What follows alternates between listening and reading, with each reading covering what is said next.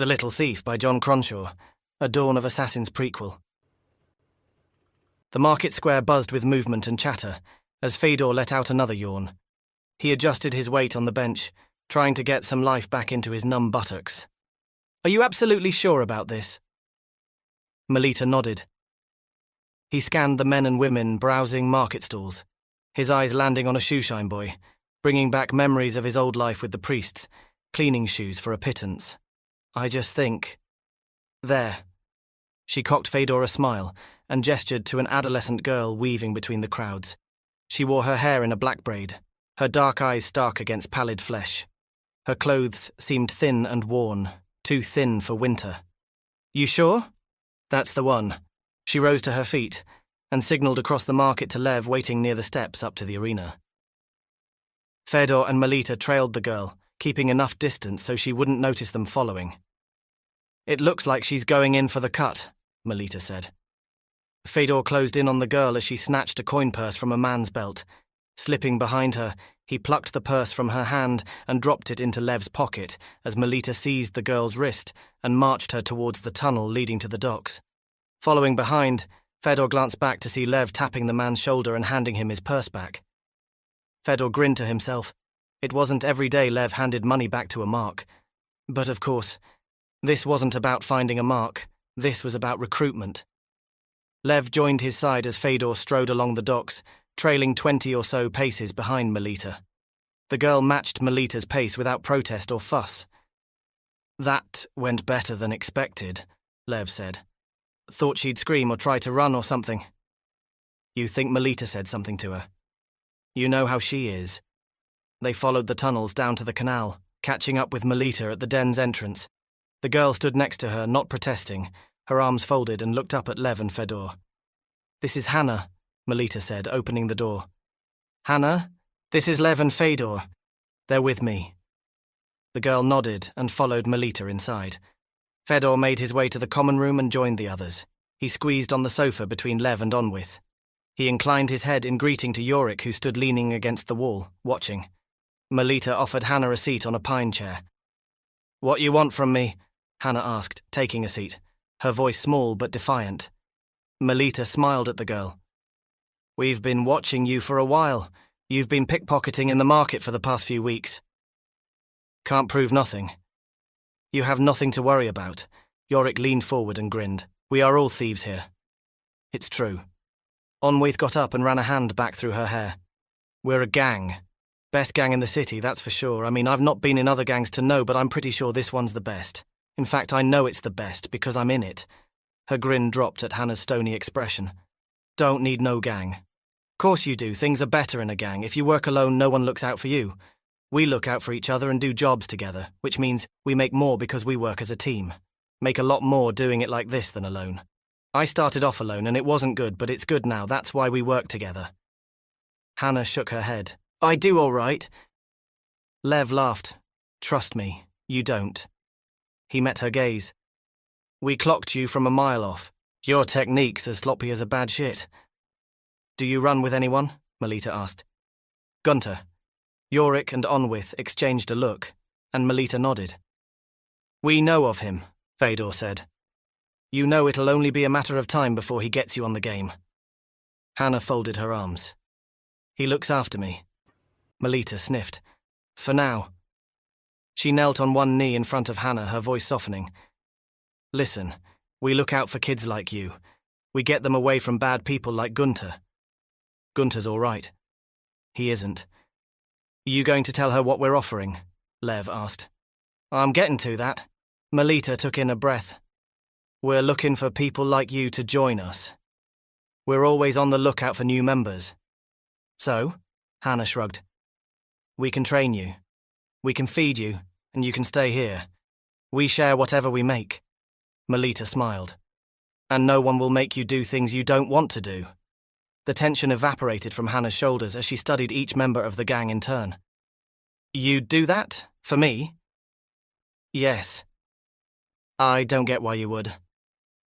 Melita shrugged one shoulder and gestured to the others. "We've all had it hard. We know what it's like out there, and we know what people like Gunter do to pretty girls like you." "Not pretty." You are. And in a few years you'll be stunning.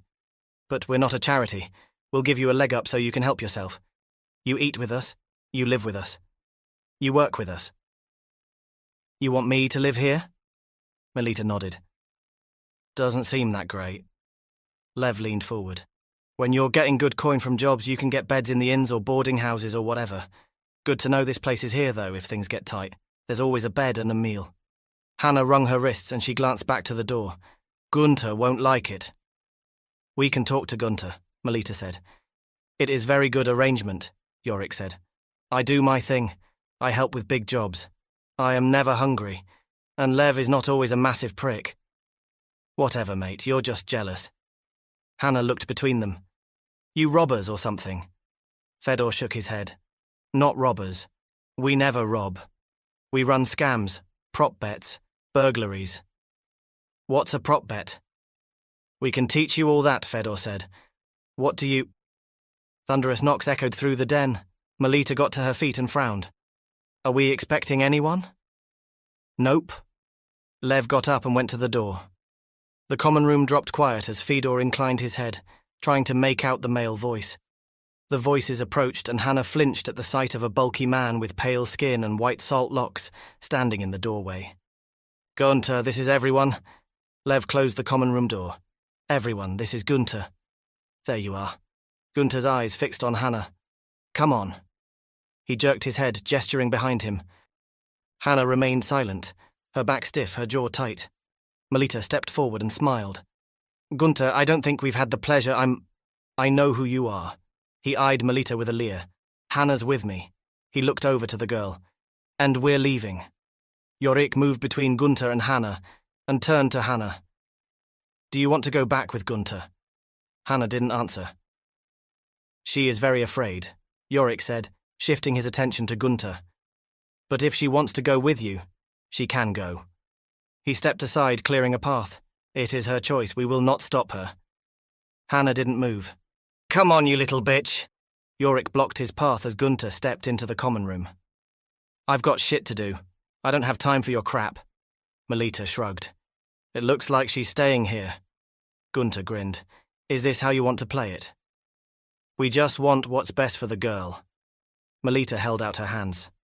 It's nothing personal. Nothing personal, huh? He scratched the back of his neck. You can have her. He turned to leave, then stopped. But you're going to have to do something for me. Melita nodded. Only seems fair. Get me 1,000 krones and she's yours. Fedor gaped at the demand. You can't be serious, Lev said.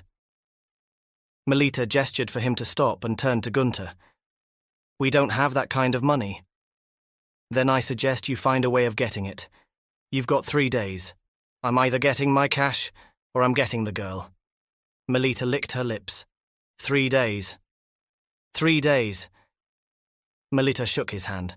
Done. Pleasure doing business. Gunter pointed at Hanna and backed out of the common room. I'll see myself out.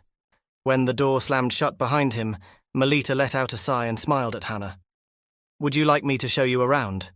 Hanna nodded. I said Gunter wouldn't be happy, didn't I? You did. But we can deal with him. Lev shook his head. How are we supposed to come up with $1,000 in 3 days? Melita smiled and squeezed his shoulder. I'm sure you'll figure something out. Right, boss. He let out a sigh and turned to the others. Let's have some ideas.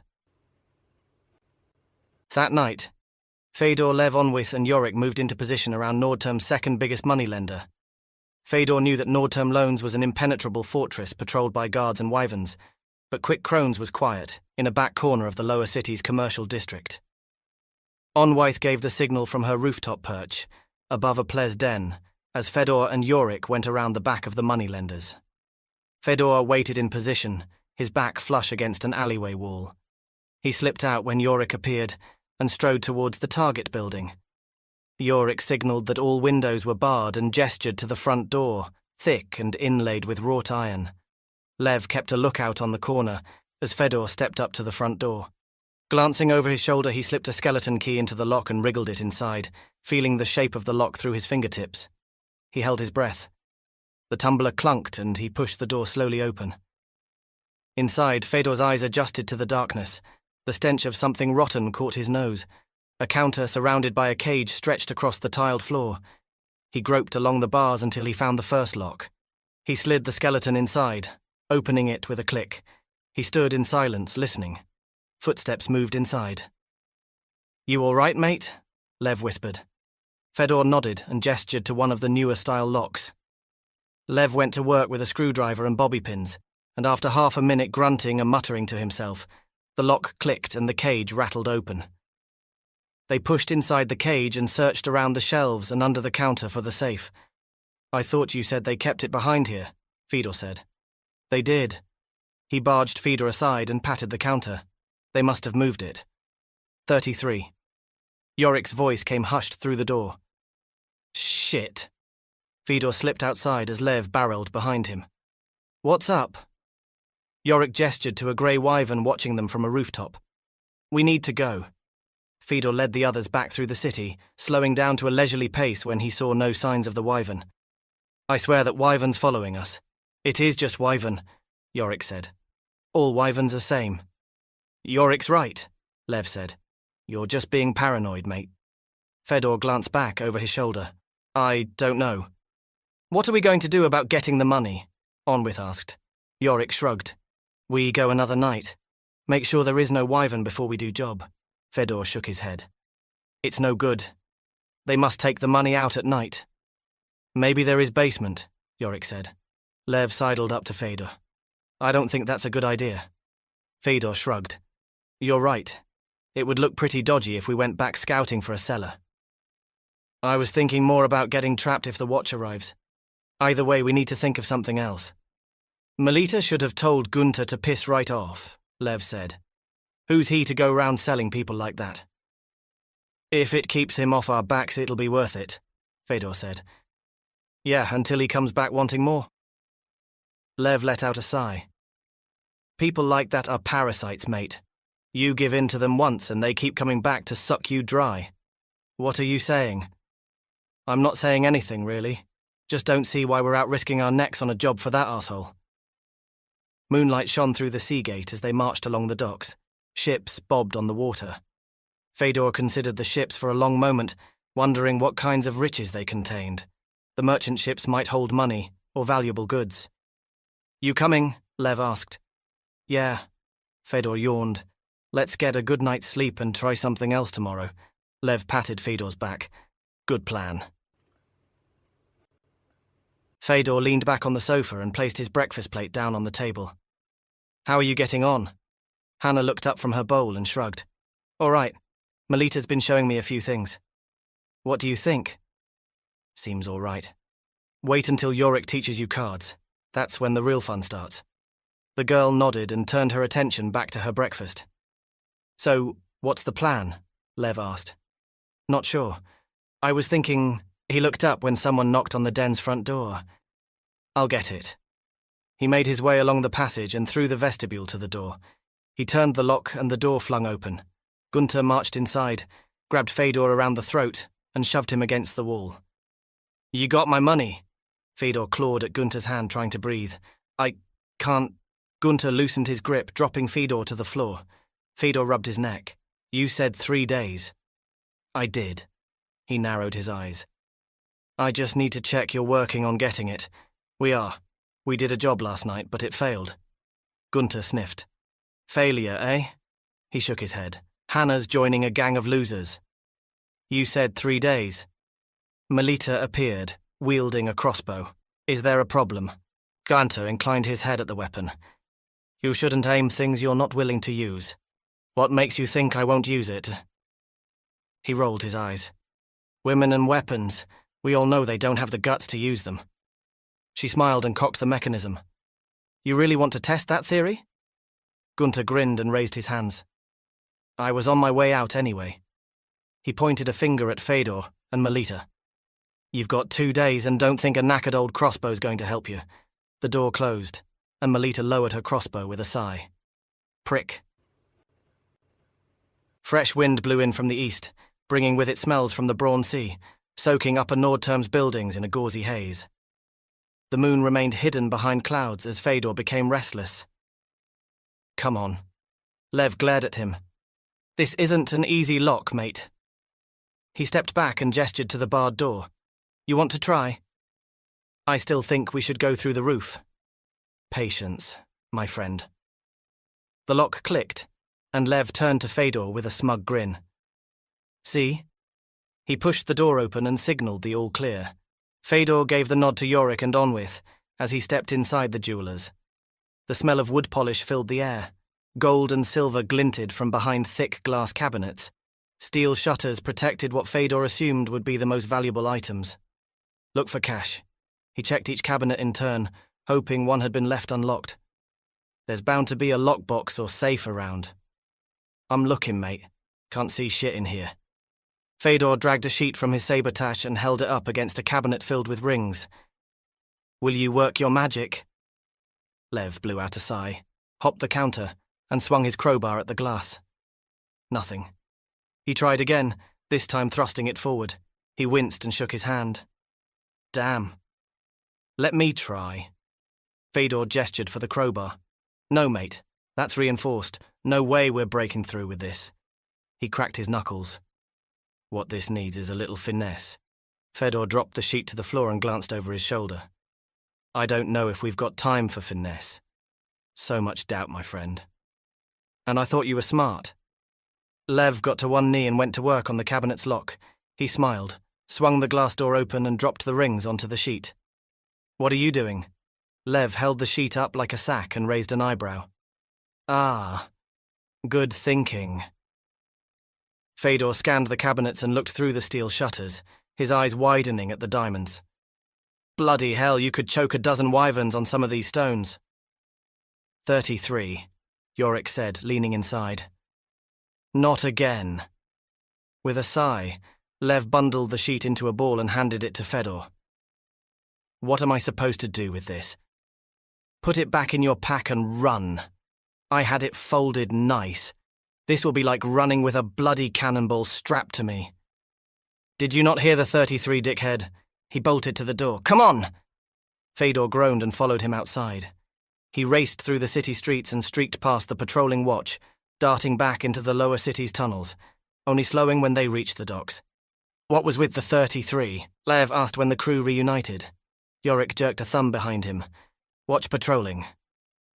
The watch are always patrolling, mate. They were too close. I didn't want to explain why we were waiting near jewelers in early hours. Lev sighed. Our job would be a lot easier if it weren't for that bunch of bastards. I might have to file a complaint to the magistrates for getting in the way of good business. Yorick chuckled. That would be a new one. Good folk like us should do what the dock workers do and unionize. We've been stomped on for too long. I thought you said unions were a bunch of thieves, Fedor said. Nah, that's different. I just think it stands to reason. Why should they get rights and protections while we have to put our necks on the line every time we go out on a job? Doesn't seem fair to me. Probably because we break law, Yorick said. Laws are there to be broken, Lev said, shaking his head. Yeah, Onwith said. The watch should be standing guard for us while we do jobs. It's so unfair they don't. It's like they only care about legitimate businesses. They should go after the real criminals. Lev nodded. It's a travesty when you think about it. He turned off the docks and followed the tunnels towards the canal. Though I bet the dockers' union's swimming in cash. Yorick shrugged. I doubt it. They grease heptarchy pockets. This is what I'm saying about real criminals, Onwith said. The good, honest, hard-working thieves are held down by corruption. I say it's time we did something. It's time we rose up and freed ourselves from tyranny. Yorick snorted. If you think this is tyranny, perhaps visit Molotok. Your mind will change very quickly. Whatever. Lev shrugged a shoulder. Politics is boring. All I'm saying is that we need to do something about the watch. They're making our lives more difficult than it should be. Don't they know we've got deadlines to keep? Or we could just avoid them, Fedor said. Works for me, Yorick said. Onwith nodded. Yes, that does make sense. We shall avoid the watch and get away from them if they're nearby. Lev stopped and turned to them. That's what we do already. He waved a hand. I'm surrounded by dickheads. If we're dickheads, you're a tosser, Fedor said. You're the tosser, mate. Fedor's laughter echoed along the canal. What is it they say, if it ain't broke? Mate, trust me, it's broke. This whole system's broke. And we're going to be broke if they keep sniffing around our shit. When they reached the den, Fedor found Melita teaching Hanna sleight-of-hand tricks in the common room. You're up late. We were waiting up for you. Melita looked up from the coins. Did you get what you needed? Fedor shook his head. Not quite. He dragged the sheet from his sabretache, dropped it on the floor and unfastened the knots. Hanna's eyes widened as scores of gold and silver rings glinted under the alchemical light. Wow. Melita reached down and slid a few rings on her fingers. Did you get cash? Lev shrugged. No, we looked but couldn't find any. Melita let out a sigh. Well, I'll have to see if Gunter will take these instead. He won't, Hanna said. Only does stuff with cash. Says handling stuff gets you caught. We'll see. Melita signalled for Lev to take the rings to her office. There's probably 2 or 3 grand's worth of stuff here. Hanna shrugged. He won't have it. Melita smiled. I can be very persuasive when I need to be. Fedor awoke to the sound of banging. He rolled over, nudged Lev awake, and padded along the passage towards the entrance. The door shook, and more knocks came. I'm coming. Keep your hair on. He opened the door and stepped back before the door flew open. Gunter marched inside and looked around. Where is she? Fedor rubbed his eyes. Who? Your boss. Oh. His ears pricked at the sound of approaching footsteps. She's coming. He turned to see Melita holding a crossbow, trailed by Lev and Yorick. Put that thing away. Melita did not move. What do you want? You got my money. I have. She raised her chin. Probably worth 2 or 3 times more than what you're asking. Gunter inclined his head. You trying to screw me? No, but I'm happy to offer you jewellery in exchange for Hanna. Yorick swung the sheet from his shoulder and unfastened the knot. He stood back and gestured to the rings. Gunter looked between Melita and the jewellery and began to laugh. Is this a joke? There's easily 2 grand's worth there. His laughter stopped abruptly and he narrowed his eyes at Melita. Do I look like a fence? I can put you in contact with... I've got contacts coming out my ears, love. Love. Melita raised an eyebrow. Love. Bitch. I don't give a shit what you think I should call you. He took a step forward.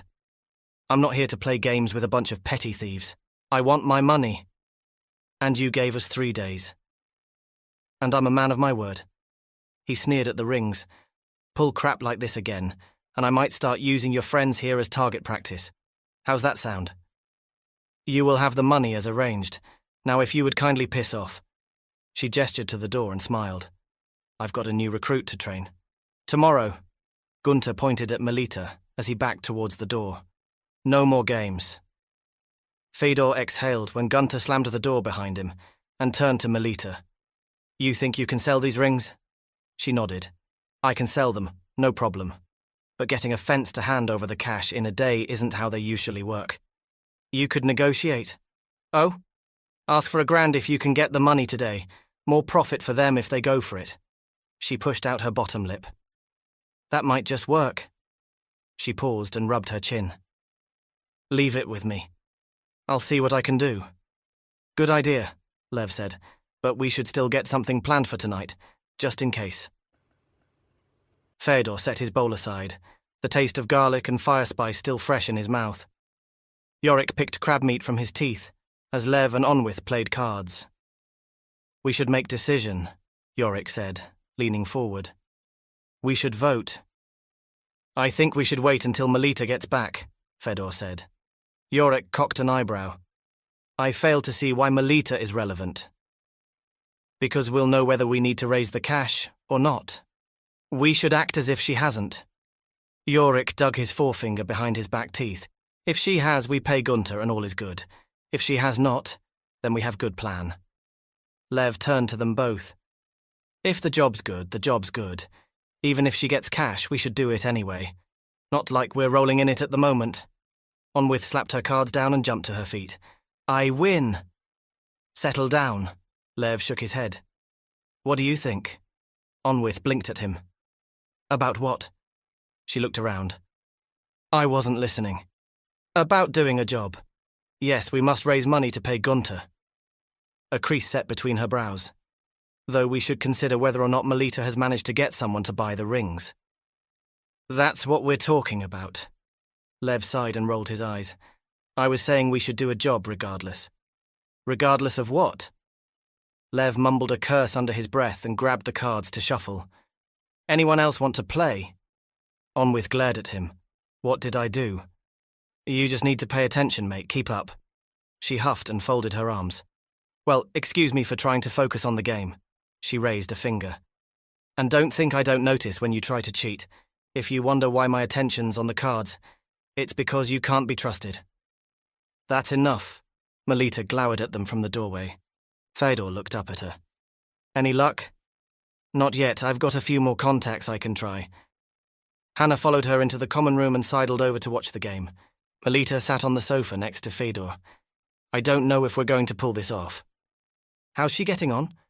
Fedor gestured with a nod to Hanna. She's good. Picks things up quick, just needs to get out of her shell a little. That'll come. Remember when I first arrived? She nodded and let out a sigh. We were discussing potential job, Yorick said. Oh? We think perhaps Dockers Union. Melita shook her head. I can't see them having ready cash lying around. They'll have used it to bribe customs or whoever. That's what I said. Lev dealt the cards. No, you didn't, Onwith said. I was thinking we'd be better doing a ship, Lev said. Noticed a whaler coming into dock earlier. They're usually loaded with stuff. When have you been on a whaler? Onwith asked. Lev tapped his nose. There's a lot of things you don't know about me, and I intend to keep it that way. Melita took a breath. I agree with Lev. Fedor raised his eyebrows. I've never done a job on a boat before. Never? Melita turned to him. Nope. I just assumed you would have by now. Yorick got to his feet. Those in favour of doing whaler. Lev and Yorick raised their hands. Fedor and Onwith kept theirs down. Lev turned to Melita. What's it to be, boss? She got up and nodded. Go with Lev's idea. I don't think I'll have much luck with the fences.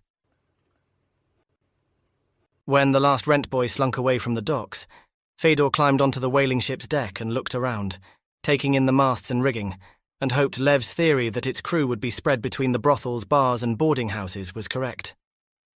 Yorick and Onwith remained on the dockside, keeping watch among the crates and lobster pots for signs of the watch or returning sailors. Lev crept ahead, ducking into the shadows and weaving between nets and lifeboats. He flipped open a hatch and disappeared down a set of steep steps. Fedor followed him below deck, the smells of tar and wood smoke mingling with the thick sweat and fish stench. Keeping his head low, he stalked towards the boat's rear, to a room Lev had identified as belonging to the captain. How Lev knew this, Fedor wasn't sure, but his argument about the size of the windows seemed convincing. The ship creaked around him. Lev pulled him into a nook, and they stood still and listened, waiting in the shadows. Fedor stiffened at the concertina music drifting up from the lower decks. You said this ship was empty. I thought it was. You see any lights? Fedor shook his head. We only saw one side of the ship, though. Shit. What do you reckon? 33? No, mate. We've got to get this done. Melita might have sold those rings. We can't bank on mites. Lev signalled for them to keep moving, his head bobbing beneath an oak beam stretching across the ceiling. Fedor squeezed by a set of steep steps descending to the lower decks, his senses on edge. He raced along the deck and reached a door inlaid with a brass image of a breaching humpback. He tested the handle and frowned. Lev elbowed him aside and signalled for Fedor to watch his back as he worked on the lock. The tumbler clunked. Fedor stood tense, his hand reaching for his knife. If sailors found them, there was nowhere to run. Lev gave a nod and teased the door open. He peeked inside and gave Fedor another nod. Inside, Fedor could just make out the black and white checkered floor, the long table displaying a map, and a plush high-back chair standing behind a desk. Lev tapped his right temple and pointed to his chest. Nodding, Fedor scouted the edge of the room, its ceiling much higher than the rest of the deck. A narwhal tusk hung on the wall next to a row of sharp teeth, each tooth the size of a man's head. He tried to picture the creature those teeth once belonged to, imagining it swallowing ships whole, and shuddered at the thought. He moved behind the desk and tried the top drawer. Sighing when it wouldn't budge, he picked the lock and checked inside. A notebook, letters, a pen and ink. He checked the next drawer, and the next, and looked up at Lev with a smile. Gritting his teeth, he heaved the lockbox onto the desk, cringing as it slammed on the tabletop, and set to work on the lock. The mechanism was much tougher to crack than others he'd attempted. Lev signaled for him to take the box with them. "Too heavy," Fedor whispered. Lev shot over to him and tried to lift the box. "Bloody hell, mate, this thing weighs a ton." He gestured to chests resting against the opposite wall. "You try those." He cracked his knuckles. "And I'll get this bad boy open." Fedor glanced at the door. "What about—" "Just be quick." With a nod, Fedor dashed across the room and crouched before the first chest. He picked the lock with ease and flipped open the lid. He squinted at the white candles and took one out to show Lev. "Walrat." "What?" "Spermaceti candles." "I don't know what those words mean." "They're whale-fat candles. Knobs pay a good sum for them." Fedor shrugged and turned his attention to the next chest. The lock seemed stiffer than the first, but it gave after a long moment. He wrinkled his nose at the fishy perfume smell and jerked his hand away from a strange, greasy mass. "What is this?" He held it up at arm's length, tilting his head away from the substance. "That's ambergris, mate." Lev pushed out his bottom lip. "Worth a bit, that stuff." Fedor shook his head and placed it back. "It's disgusting." He looked over to the door, his heartbeat racing. "We need to hurry." "I'm trying." Lev held a finger to his lips and concentrated on the lockbox. Fedor got to his feet and leaned against the wall near the door, listening for movement. Something clicked. Lev rubbed his hands and heaved the box open, his eyes widening. "What is it?" He held up an amputated finger, half rotten and wearing a ring bearing a chunk of cut Ravenglass. He dragged the ring from the finger and pocketed it. "We've got cash." He gathered a pile of gold coins. 2, 3, 4. Fedor joined him and grimaced at the green-tinged finger resting on the desk. "How much?" "Shut up. I'm counting." He picked up a note and examined it. 9. He handed the coins to Fedor and pocketed the note. "We've got just over $1,000 here, mate. More than enough." "Let's go then." "Grab some of them candles. We can get some good cash for them." Fedor nodded and stuffed a dozen or so candles into his pockets. Lev backed towards the door, surveying the room one last time before heading back along the deck. "That was too easy," Fedor said as they reached the entrance. "What have we got here?" A sailor wearing an eye patch glared from the top of the steps. 33. The sailor pulled a pistol from his belt and aimed it at Lev. Fedor hurled a candle. It bounced off the sailor's head. The sailor shifted his aim and pulled the trigger. Lev dived past him, racing off the boat. Dust and splinters tumbled onto Fedor's shoulder. He ducked to the left, his ears ringing with the blast, and threw another candle. Voices roused below. The sound of footfalls rose through the deck. He met the sailor's eye and raised his hands. "What you doing on here?" The sailor thundered down the steps towards him. "I know what you Sieshas are like, sneaky little..." Fedor threw himself forward, driving a shoulder into the sailor's gut, sending him sprawling. The pistol spun across the floor. The sailor reached for it. Looking between the sailor and the pistol, Fedor shrugged and leapt over his scrambling form, darting up the steps and leaping onto the dockside. A bullet whizzed past him, ricocheting by his feet. He spied Yorick and Lev running into the tunnels, a constable at their rear. A sailor jumped from the upper deck and drew a sword. Fedor shoved him backwards. The sailor teetered on the dockside for a moment, his arms wheeling, his sword clattering onto the stones before splashing into the water. Spotting another sailor aiming a pistol at him from the deck, he turned and ran along the dockside, ignoring the shouts. He streaked through a series of tunnels as voices echoed behind him. When he was sure there was enough space between him and his pursuers, he scaled the wall and rolled into a niche and lay flat against the cave roof. He held his breath, his muscles tense as constables and sailors barreled past. Letting out a breath, he lay and waited for another few minutes before dropping down and making his way back to the den. When he stepped back inside, he found the others waiting for him in the vestibule, their brows etched with concern. "You're alive!" Lev ran over to him and patted his shoulder. "You all right, mate? Last thing I heard was a pistol going off." Melita smiled. "They were convinced you were dead." Fedor shook his head and grinned.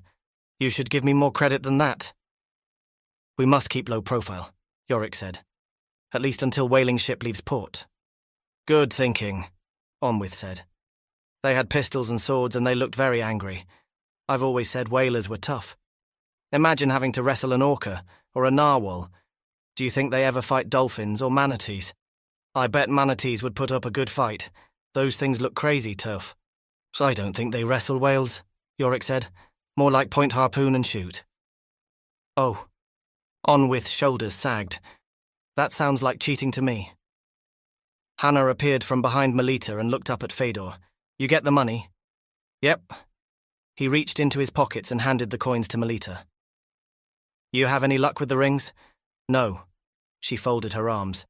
"We can get a better price anyway if we do it the usual way." Lev pulled the ring from his pocket.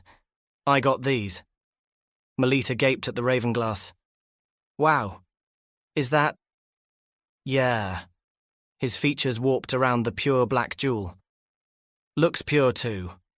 She took the ring with delicate fingers and dropped it into a pocket. She counted the money, whispering the total under her breath. "How much?" "There's 1,200 krones here." Hanna grinned. "That's more than $1,000. Melita nodded and tousled the girl's hair. "It certainly is. You won't ever have to go back with him again." She turned to Lev and Fedor. "Great work, lads. With this and the jewellery, we've got more than enough to start making some improvements around here, and you should all get a decent cut once I sell the rings." She met Hanna's gaze. "Even you?" "Me? Of course. We share what we earn. You're with us now." "That is, of course, if that's what you want." Hanna nodded. "Yeah, I like the sound of that." Fedor looked up from his breakfast when there was a knock on the door. "That'll be him." He got to his feet and gestured for Lev and Yorick to follow. He opened the door and stepped back, his knife drawn as Gunter sauntered inside, his salt locks bobbing behind him. Gunter narrowed his eyes at Fedor and seemed to stop himself from doing something when he noticed the blade. "You better have my money." Melita cleared her throat. "We have 1,000 krones." "No screwy stuff now." He pulled his coat back, revealing a pistol and club at his belt. Melita held her crossbow, aimed at him, and signalled to Lev. "If you'll do the honours." Lev retrieved the money from Melita and handed it to Gunter, counting each coin and note in turn. 1,000 krones. With a sneer, Gunter checked each coin in turn. Satisfied, he pocketed the cash and backed towards the door, his eyes constantly scanning. "It's been a pleasure." "You agree to leave Hanna alone?" Melita said. "Well, that's up to her, isn't it? Step foot in my home again, and I might not be so restrained with this." Melita patted her crossbow. "Whatever, bitch." He waved a hand and left. Melita exhaled, her shoulders relaxing. Lev shook his head. $1,000. A whole grand. He turned to Hanna. "Hope you realize how much we had to do to keep you here?" She nodded. "Hanna is not to blame for any of this." Melita stepped between them. "She is one of us now. Do I make myself clear?" "As glass." Lev nodded. "Sorry, boss, it's just $1,000. He narrowed his eyes at the door.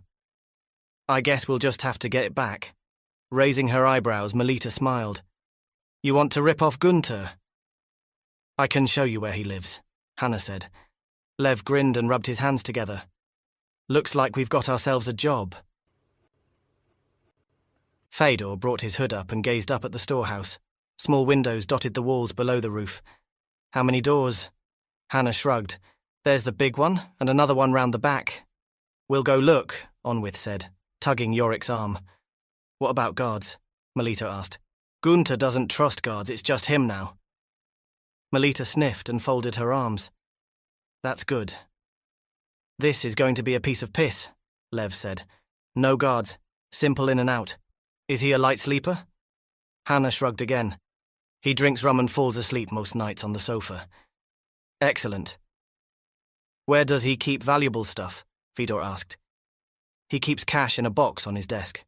"Right. Is it heavy? Never picked it up. Lev smiled as Onwith and Yorick jogged towards them. What's the verdict? There's one door at the back, Onwith said. Lock looks simple enough.